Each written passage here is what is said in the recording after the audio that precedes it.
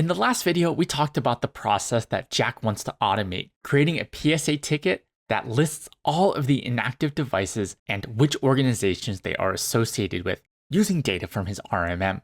In this video, we're going to apply process engineering, essentially create the blueprint as to how to approach automating this process. So we've identified what to automate and some high-level steps. Now we'll review those individual steps in more detail. At this point, we outline how we currently do the process manually and what data is involved. That'll help us figure out how to automate the process. The first step is getting a list of inactive devices. Here on the RMM dashboard, we see each device, the organization it's associated with, and last uptime. Last uptime tells us whether the device is connected or when it was last connected. For a device to be inactive, it must meet two conditions.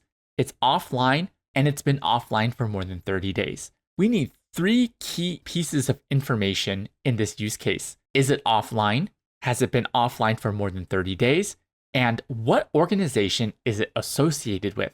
From there, we need to create a ticket on Jack's PSA. Note all the required fields and any optional fields we want, like the description field. It's here in the description field that we can add the list of inactive devices. So to recap the process, first, get a list of devices and verify that they've been offline for more than 30 days. Next, get the names of the associated organizations for each device. Then, fill out the required fields of the PSA ticket. And finally, add the list of inactive devices in the description field of the ticket. Jack has already checked the API docs for his RMM, which we'll take a look at here. We can get a list of devices and have access to attributes like whether it's been offline, the last contact, and the organization ID. Looking at the schema gives us much more detail on the data itself, ensuring that everything meets our data needs. Because the organization ID is a number, we want to reference the organization name instead of the ID. We'll need an intermediate step. Get all the organizations, map their ID to their name, and display the name of the organizations rather than their IDs.